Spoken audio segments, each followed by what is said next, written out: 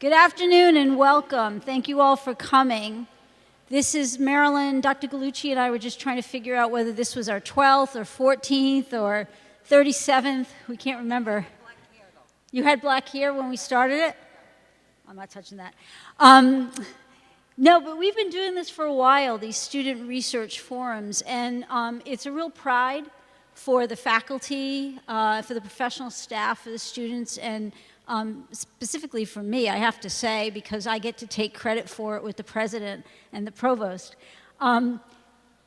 Research is so important. Scholarship is so important. Even if you think as you're sitting there that this isn't something you're going to do with your career, the skills that you will learn and take with you as you go into clinical practice by learning how to do research and scholarship will stay with you for the rest of your lives. And critical analysis, critical thinking, and being able to question what's happening and to question your own ideas in a very clear and balanced and unbiased way is invaluable. And it will make you a better physician, and it will benefit your patients. So I want to particularly thank the Research and Scholarship Committee because they do a yeoman's job putting this together, looking at the research proposals that the students put forward, looking at the posters. It's really a tremendous amount of work. And thank you so much. We couldn't do it without them. And I also want to thank all the students for stepping up and for expressing your ideas and exploring the things that you thought might happen, and some of your hypotheses proved correct, and some of them didn't, and that's okay. Think about everything you learned, and I hope you have a great day today. And I hope to see many of you tomorrow at the white coat ceremony. And I'm going to turn it over to Dr. Gallucci. Thank you.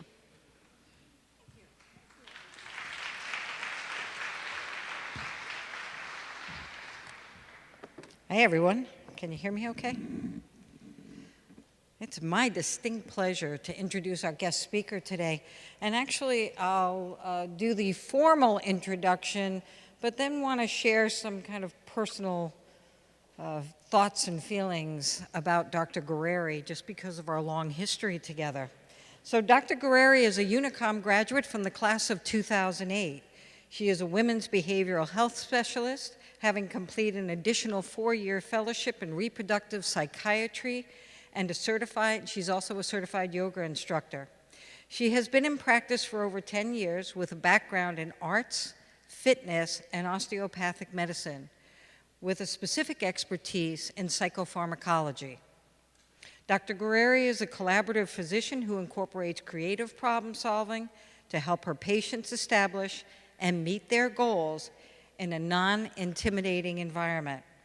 In 2011, she relocated from the Mayo Clinic to the Washington, D.C. area to study the effect of gonadal hormones, sex steroids, on mood and behavior in women at the National Institutes of Health, National Institute of Mental Health.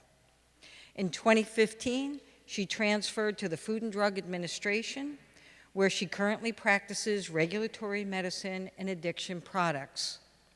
Now, I met Dr. Guerrieri in 2003-2004. When she got accepted to UNICOM, actually she was in touch with me as she was applying. Once she got accepted to UNICOM, she's banging on my door saying, I want to do research. I have a project in mind. She has been the only student of all UNICOM students to be awarded the Peter Morgaine Fellowship, which was then the UNICOM Dean's Research Fellowship, prior to even starting her classes. So that tells you about her eagerness and her passion. And what I love about Dr. Guerrieri, I mean, there's many things I love about her, but she doesn't have to know how the dots are going to connect. She just trusts that they will. And so whether she is really skilled or knowledgeable in a certain area or not, that's not the key for her. Finding the people to collaborate with to help learn how to connect those dots is what has moved her forward and has really created the very successful career that she has had. And for those students that I work with in the Immersion Project, when I say to you, we are now connected for life, I do not say that lightly. Dr. Guerrieri and I are connected for life. And Dr. Guerrieri, I am very pleased to have you come up and be our keynote speaker at this Unicom Research Forum.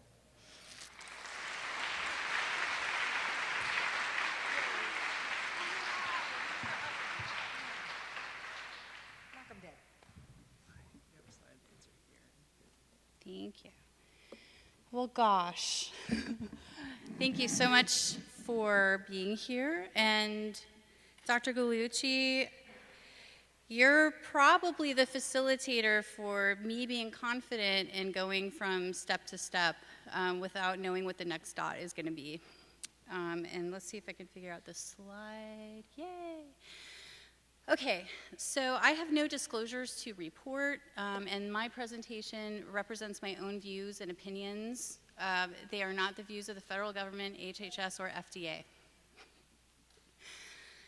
Before I start, I wanted to create a presentation that would address what I think might be applicable to the variety of experiences that are in this room. I heard that today we might have people who are medical student researchers, preclinical researchers, and faculty. So it's a bird's eye view of what I think are salient features for developing a research career, but also developing a clinical career in general.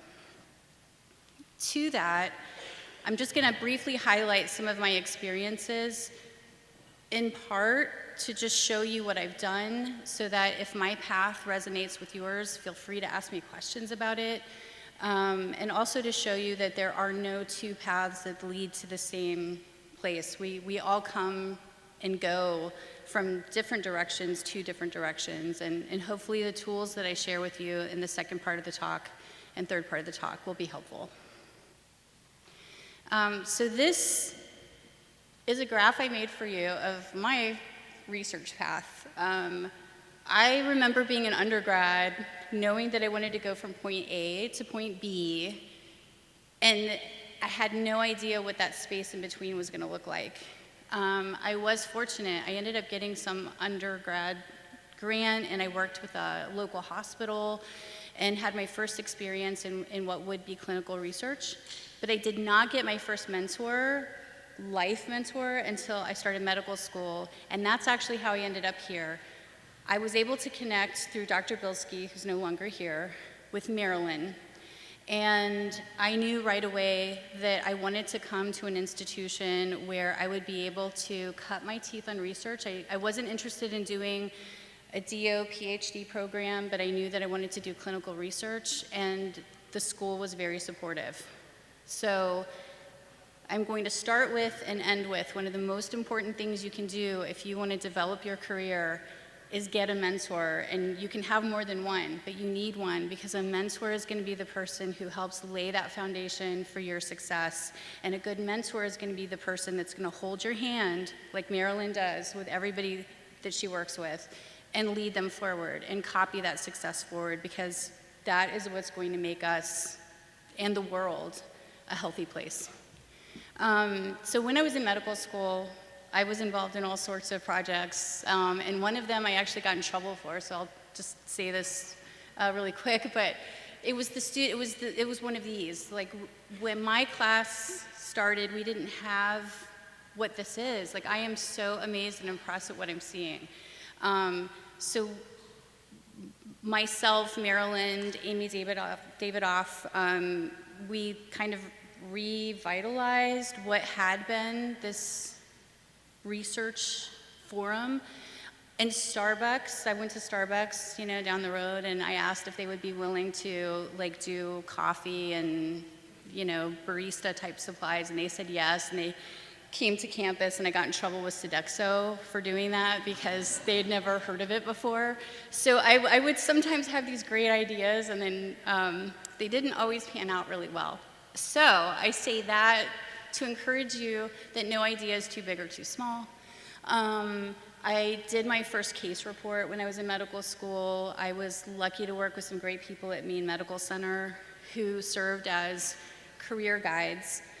And I would say that the experiences I had in medical school, and in my 4th year, I did most of my rotations at institutions that had primary research. And so those rotations helped me, I think, in the residency match arena.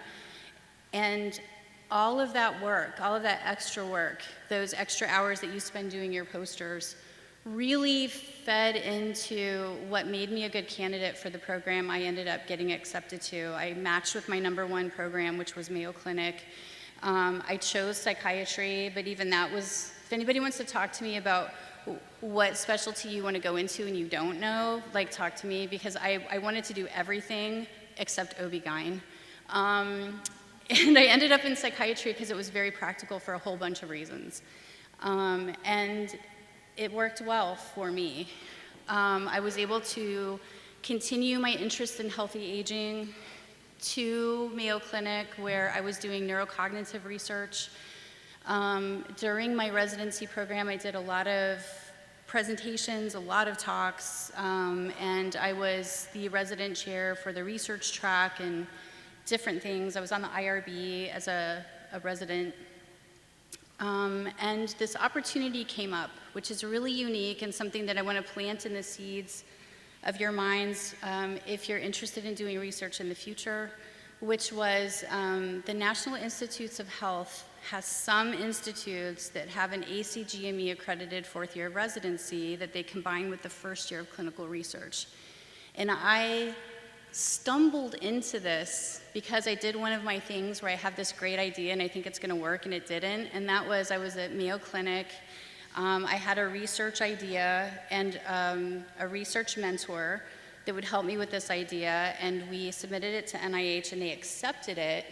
And Mayo Clinic told me, if you do this research project, you have to go on sabbatical and stop residency to focus on this, because the grant funding is 100% research, and ACGME guidelines say that you can't do 100% research and do your residency at the same time. So it turned into this kerfuffle. But through that kerfuffle, I learned about the ACGME accredited 4th year residency and then 1st year of clinical research. So I transferred to an entirely clinical research-based program. You interview with the lab interviews you. The lab I interviewed with that I wanted to work with, and they were also interested in working with me, was behavioral endocrinology or reproductive psychiatry. And then I stayed with him for 3 additional years, so a 4-year fellowship. And during that time, I joined the loan repayment program, and they have a competitive track where you can do a dissertation, defend your thesis, and get $35,000 a year off your student loan debt, which was a very good package for a multitude of reasons. So that's where I developed my clinical expertise and started doing real-time clinical trials. During that time, I also started my private practice. So about a year or 2 after I started at NIH, I got my credentials taken care of. I became board certified in psychiatry and then started my own practice, which started off as moonlighting and then became something that's called outside activities in the federal government. Now, when I finished my fellowship, I had projects that I could have taken to another institution and gone right into academic medicine. But during one of my stints as a staff writer for NIH, I actually heard somebody talk about FDA, and I knew what drug labeling was about. I rarely read the drug labels, like most people are before they go to FDA. And it seemed like a good fit. It's regulatory medicine, it's research-based, and what I didn't really think about at the time, but was a factor, is that when you're in the federal system, if you don't have any breaks in your continuity, you can roll all of your benefits over, and their benefit package is not bad. So the benefits were a factor, and they also have loan repayment, and I was also allowed to continue my private practice and start another little art thing on the side, so it seemed like a good fit. So I created kind of a hybrid career. So this is sort of my 10,000 feet in 10 years, even though it's been 11. Went to Mayo Clinic, spent 4 years at NIH. I'm at FDA now full-time, and I still work with NIMH as a special volunteer as part of my professional development.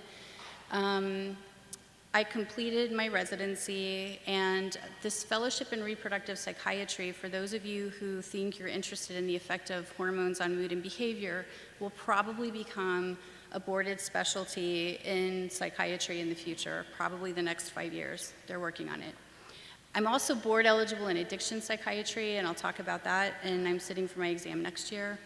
And I've been co-principal investigator and principal investigator on intramural and extramural funded projects, which I'm also happy to talk about. I've been an ad hoc reviewer for different journals, including psychoneuroendocrinology and reproductive gynecology. And most of my clinical publications are related to reproductive psychiatry. And I do have my private practice. I did get my yoga teacher training certification, and I still use OMM. I just want to throw that out there. So if anybody has questions about that, I'm happy to field that as well.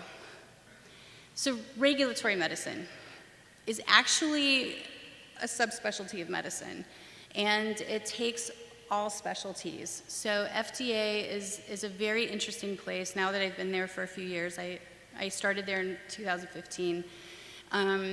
And the best way I could describe it is it's like an on-the-job training fellowship, but you get paid an actual salary. And I'm in the Center for Drug Evaluation and Research in the Office of New Drugs, and my division is anesthesia, analgesia, and addiction products. So I focus on addiction products. My research training and my research expertise enabled me to be an asset to my division. And so I specialize in things like neonatal opioid withdrawal syndrome and maternal addiction issues. And I work on a multidisciplinary team. So I'm a clinical reviewer. I review the safety and efficacy of individual investigator grants, and then also industry-sponsored new drug applications, so pharmaceutical company new drug applications. And I'm happy to talk about FDA. That's not what my main talk is today, but if anybody thinks they're interested, I believe there might be fellowships available for preclinical PhD researchers and also residents, I believe. So the clinical review team is one team, but we have preclinical, we have farm toxicology, we have clinical pharmacology, biostats, and our whole job, externally facing, is safety and efficacy of drugs that go between states in the United States. Internally, we do a lot of other things. We do post-marketing monitoring of drugs, drug labeling. We hold public meetings and do responses to citizen petitions. We do a lot of internal and external consults and work with other agencies, CDC, NIH, and we have guidance meetings for sponsors of drug products. So there's a lot of policy that goes on. And FDA does research, which is interesting. I didn't know that when I started, but I actually got a grant funded by the Office of Women's Health at FDA to finish a project that I started at NIH. And my funding was to hire a fellow who would work with me for a year, and she actually just started Osteopathic Medical School in Virginia. So my research background for the last 7 years has really been the effect of hormones on mood and behavior. Before that, it was what I would say in general is healthy aging, so mild cognitive impairment, the effect of exercise on mental wellness, and the protocols that I work specifically in at NIH and then continue in my private practice are related to postpartum depression, premenstrual dysphoric disorder, perimenopause onset depression. I've done some other projects looking at the effect of testosterone in primary ovarian insufficiency, And then the project that I got funded for last year that we're going to be publishing in the next 6 months is looking at biomarkers in perimenopause onset depression. In my private practice, which I do on Monday and Tuesday evenings, and I have a Saturday clinic, is I work mostly with women and professionals who are struggling with life transitions and anxiety. I've worked with a lot of athletes in the area, destigmatizing some of the stigma around mental health issues. And I focus on PMS, PMDD, perinatal anxiety, depression, and perimenopause onset mood issues. And that's actually a poster that my fellow presented at APA. So I had her do one national presentation and one regional presentation before her fellowship ended.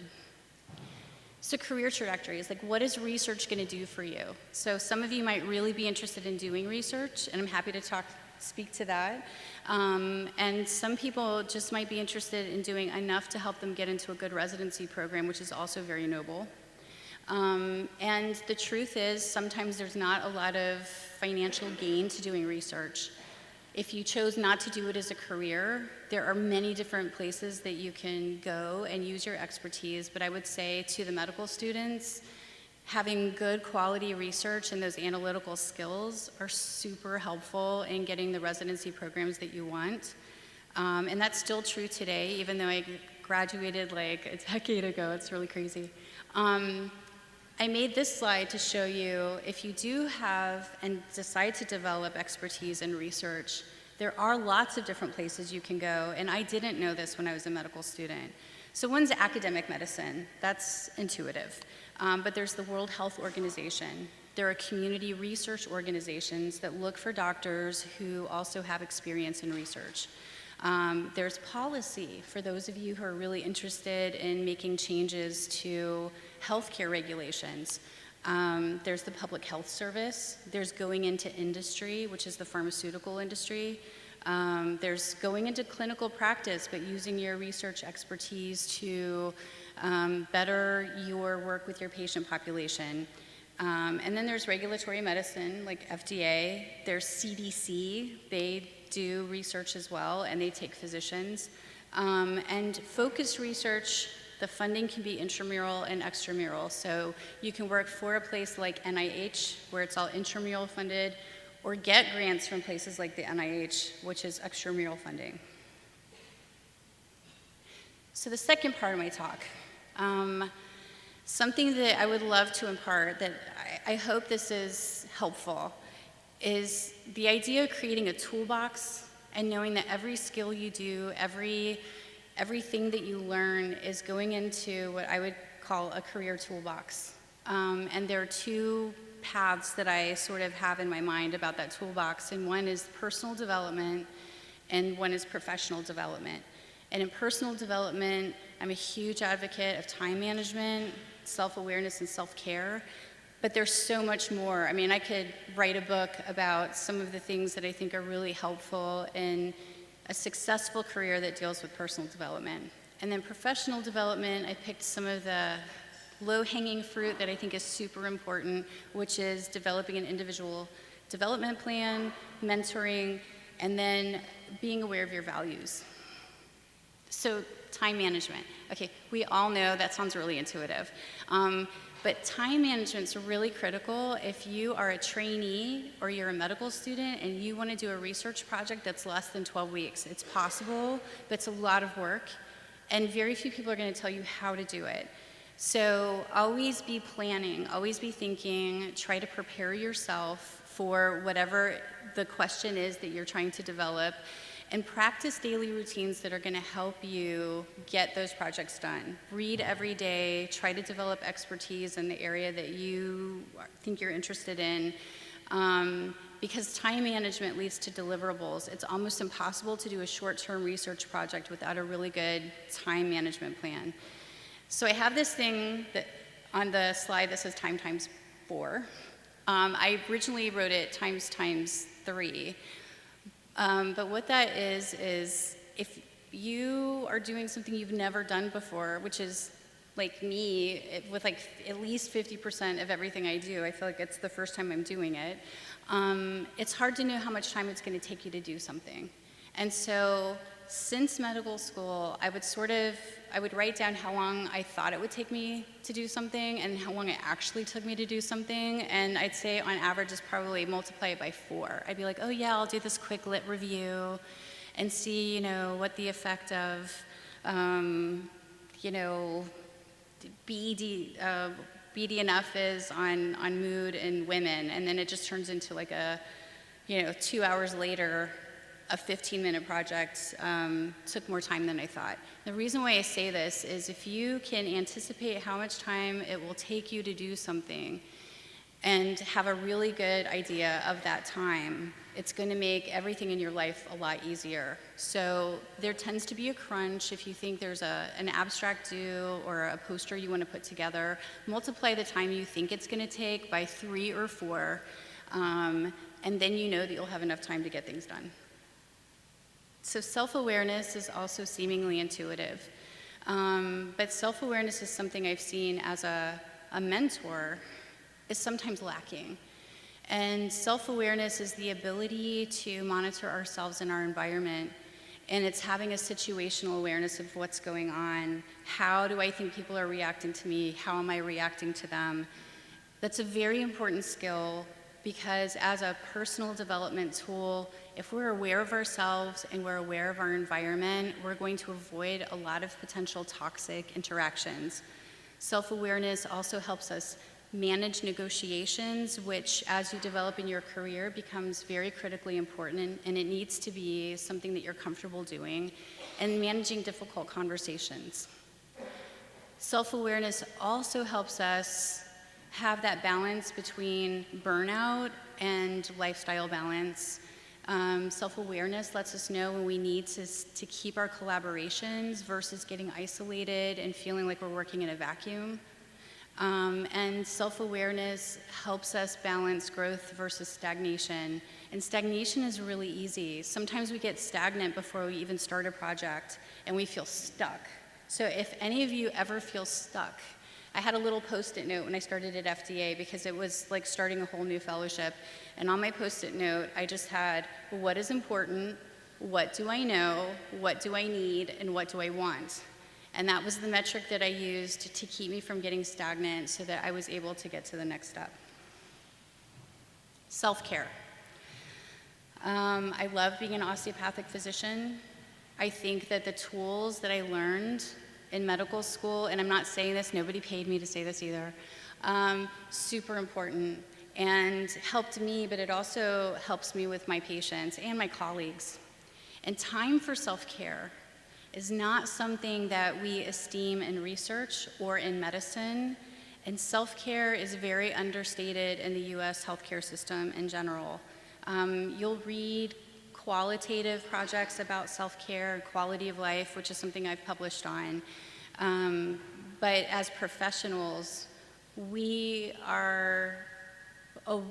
rewarded for working overtime. We're rewarded for pushing ourselves. We're rewarded for taking on extra tasks. We're not necessarily rewarded for, okay, I'm gonna take an hour off, lay down for 15 minutes and meditate. That's not something that's part of the culture of being a physician. And it's changing a little bit, but it's still a problem. And we as physicians are at an increased risk for suicide, depression, anxiety, and substance use disorders, and that's across the board, and it's not decreasing, it's increasing. So something I wanted to share with all of you is that you are a commodity. All of the time, energy, and finances that you're investing into your research, but your medical career is a commodity. And so if you treat your body and yourself and your work as a commodity, your career will benefit, and so will the people whose lives you impact. Listen to your body, which also intuitive as osteopathic physicians, but once you get out of training, it's really easy to work. That's not necessarily healthy, and you can work a lot. You can work hard, kind of play hard, and take care of your body at the same time. So I emphasize the mind-body connection, because if you're healthy, you're able to help, and helpfulness leads to productivity. The last thing I wanted to share is receive to give. It's the oxygen mask principle, like when you're on an airplane and they say if the cabin loses air pressure, you put the oxygen mask on yourself first and then you put it on somebody else. Just remember that, because we're givers by nature. That's why we're interested in research and exploration of hypotheses. But we have finite amounts of energy, and we have to have healthy downtime in order to be maximally productive. So sleep, exercise, eat well, all of those things are super important. And I'm gonna mention mantras really fast. Marilyn was the first person to tell me about mantras when I was a medical student. I was stuck. And a mantra is a beautiful thing to create. If you haven't heard of one or you don't have one for yourself, I'm happy to talk about that too. If you work with Marilyn and you don't have a mantra yet, which you probably do, but if you don't, talk to her about that. Last thing, one of the last things. So the toolbox of an individual development plan. Has anybody, do you know what an individual development plan is? Do people here have it? Have you talked about it? If you do, can I just? So an individual development plan is really important for a career path, something that you would work with your mentor on. It's a career-focused plan. It helps build your strengths, strengthen your weaknesses, and develop a skill set to help you in your career.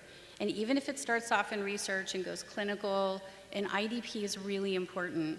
It is comprised of self-assessment, skill-based learning, short-term goals that are something that you can do within 6 months to a year, and long-term goals, which are 4 to 5 years, and then an action plan. So it's a little bit like an assessment or an evaluation that you do with a supervisor, but it's an actual written plan, and it's something that you can start with pen and paper, and something that you could take to a mentor, but there are actual resources available too for individual development plans. Now, an IDP is great, but I guess my main take-home message is the key to success is having a good mentor, and a series of them. We have different mentors for different things, and some mentors become life mentors. People who are there for you, your cheerleader, your reflection, an honest cheerleader who's there to help your career grow, who has a vested interest in you because they care about your growth and care about the growth of what we do. And the mentor-mentee relationship is a relationship. Not all supervisors are going to be mentors, not all principal investigators will be mentors, and not all mentors will be your supervisor or your principal investigator. So it's something that you get to choose.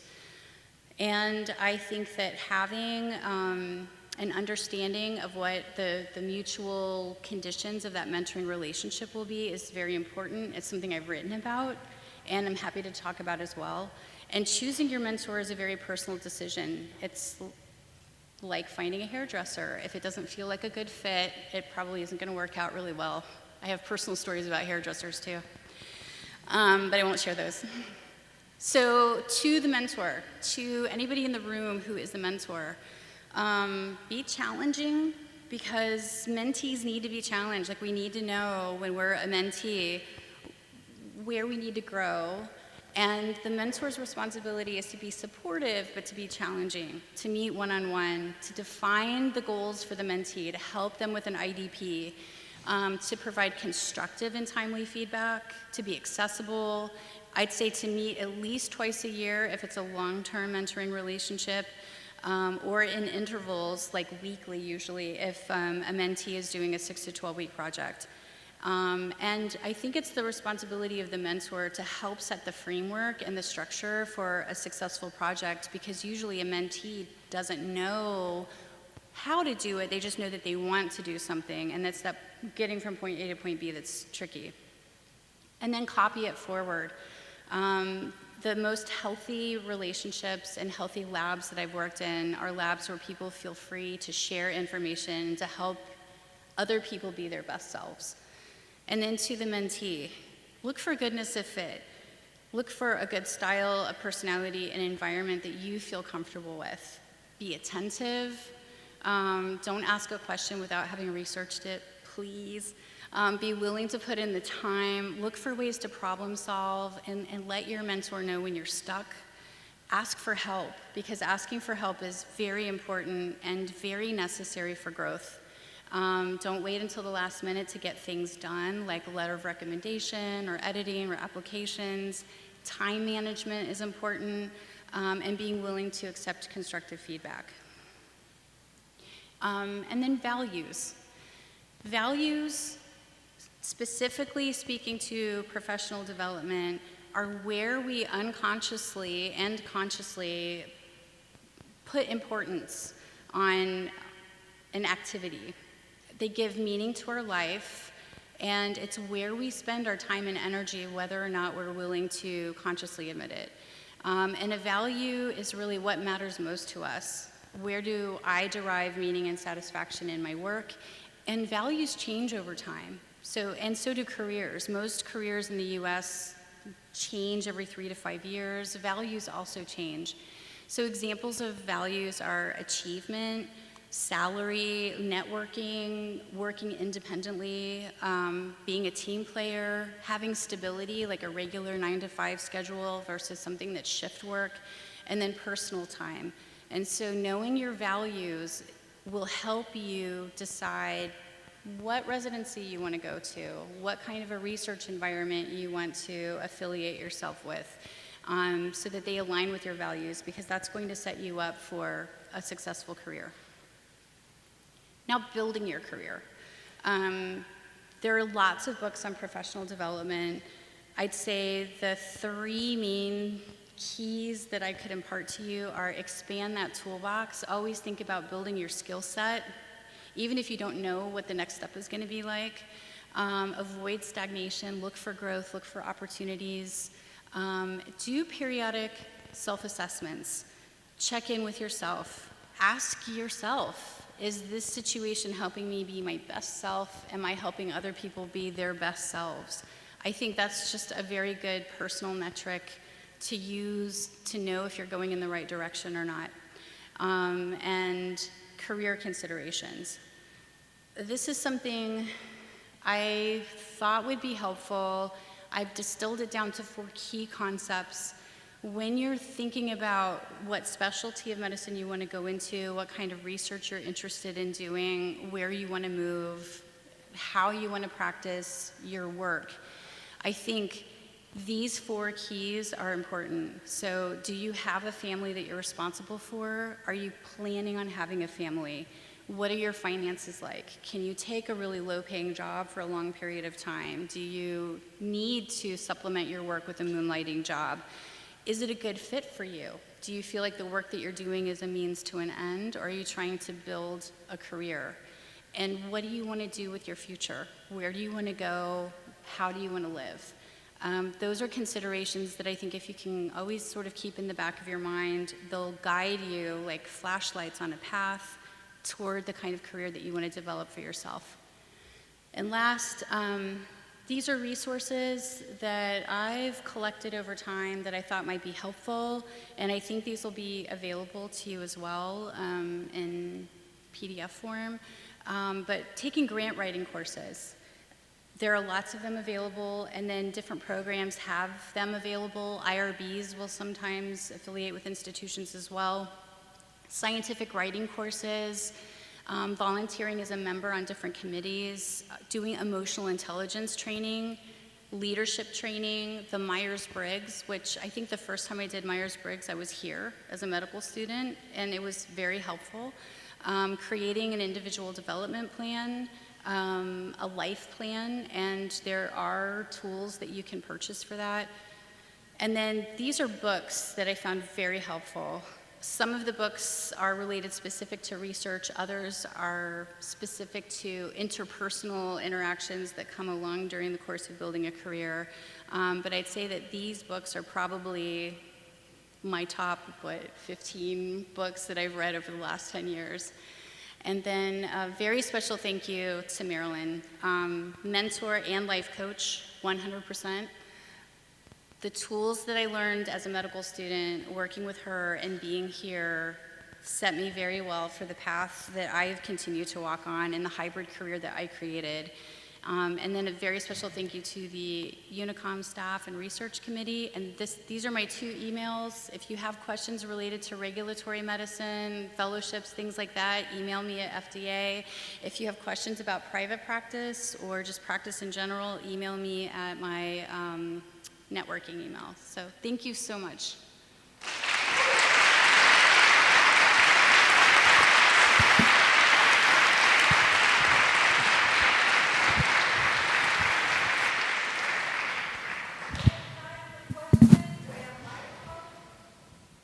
Thanks very much for your talk. I am very curious about how you use OMM in your private practice. That's a great question. So, as you know, I'm a psychiatrist. When I did my OMM rotation in New York, and it was my 4th year, and I matched for psychiatry during that time period, I felt a little tension in the air because I went into the field of medicine where like you're trained not to touch anybody ever. And I love OMM. So that was awkward moving forward in my career in the early stages. And in training, I think it's important to respect the training that you have.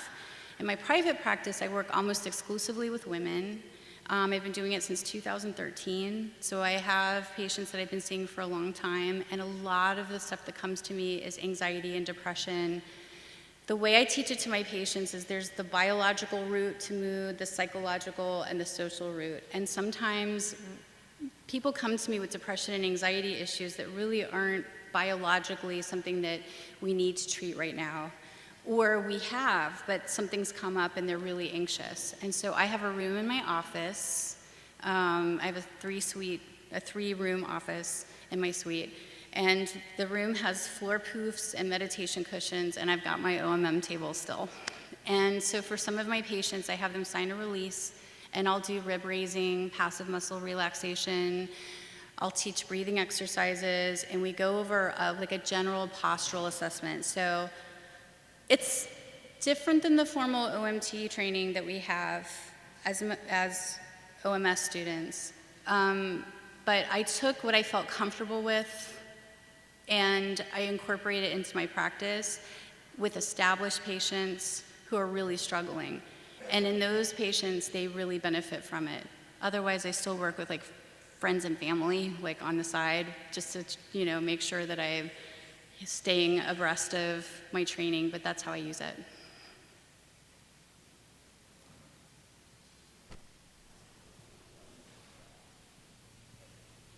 So I know you said you didn't do a PhD, but would you recommend a DO PhD? Is it unnecessary to get into clinical research? Would it help?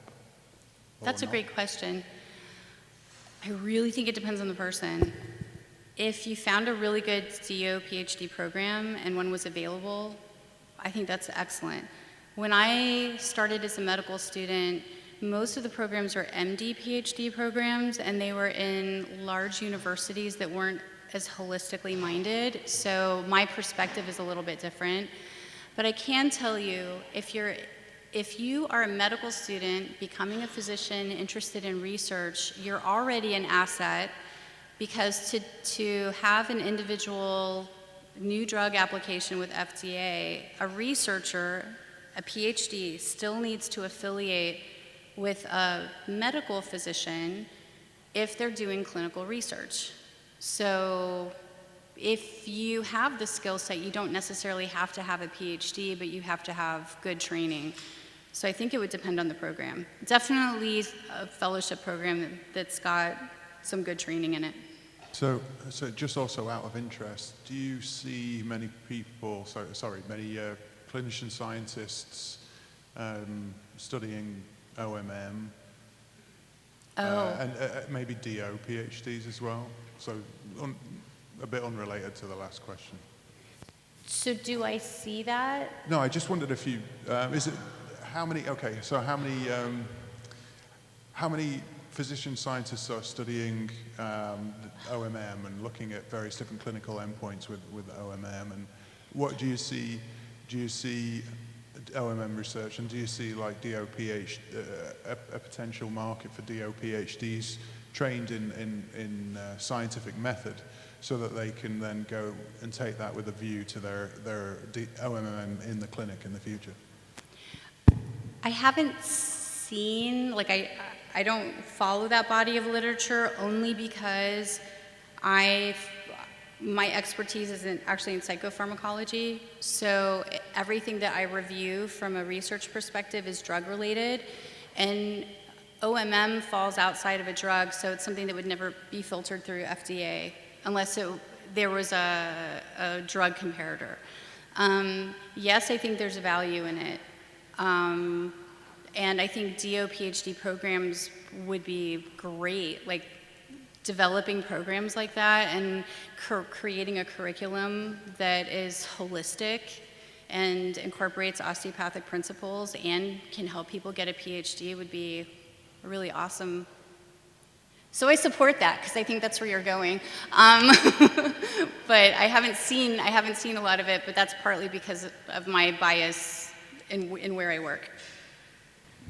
Oh, but by the way, there are DOs who submit INDs at FDA. So there are more and more DO physicians doing a lot of drug-based work that's really important. So OMM and clinical research and drug development are not necessarily mutually exclusive. I'm over here, up here, where I am. I have a question. Uh-oh. Yeah, uh-oh. I'm wondering if you're comfortable pulling out one story about a situation, any situation you were in, where the colleagues you were working with, the politics that were involved in that, the hierarchy, the drag through the knothole kind of feeling, Oh, yeah. and how you popped out the other side. Okay, so I can't name names, but there's like a million names because I'm one of these, if you can't tell, I am emotive. Like I'm very opinionated. I'll tell you how I feel about something. So I would go to Marilyn all the time about an issue. It could be Sodexo, because you guys don't have Sodexo anymore. Or it could be something else, and I would get so frustrated. I was so passionate about what I was doing that oftentimes I felt like I was hitting my head up against a wall. So instead of talking about the situation itself, because it's pretty ubiquitous, I have multiple iterations of these situations, but Marilyn would say, step over the body. Step over the body. It's just laying there. It's an obstacle. It does not have to impede. It's not a wall. It's like a person. Step over the body. So I actually wrote about that experience that I had in my training when I was competing to be staff writer at NIH. We had to write a short story. So I wrote about stepping over the body because it's that important. And I got the job, so I think they thought it was important too. So obstacles are not necessarily walls. They're just bodies that we need to step over with the self-awareness that, you know, what's the situation and what is the dynamic, but it will happen. And the more competitive of an environment you're in, the more likely that those interactions will happen, and it's important to learn how to deal with them. So step over the body. Can you talk a little more about those competitive environments? What happens? What's it look like? That's a great question. So I will talk about, I'd say the National Institutes of Health, you have over 20 institutes, and within each institute you have labs, and within each lab you have a culture. And those cultures are preset. There's not a lot that we can do. And I've heard horror stories, and I've had my own brush with some horror stories that have come out of the laboratory environment. It's very important to have a mentor that's not necessarily your supervisor and somebody that you can talk to and you can vet difficult circumstances with. I've also heard about it in the hospital setting. I was very lucky on my rotation schedule in third year. I got the main track, and I was super happy about it. And then I went to residency at Mayo Clinic, which is an amazing place to train. So I was able to avoid some of the crises that I heard about happening in other hospitals, where residents will get hazed, medical students get thrown under the bus, and those things really do happen.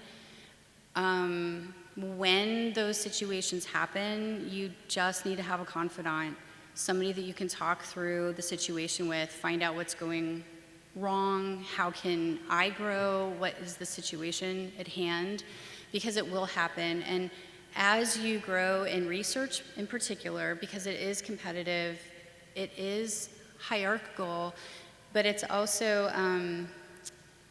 there's also the commodity of the research itself.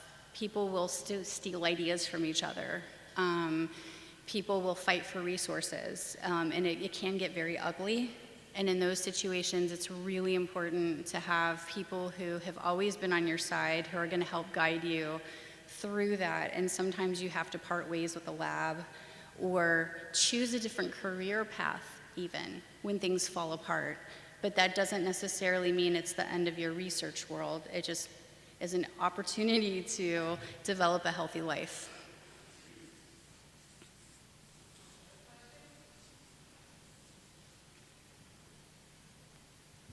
Going once?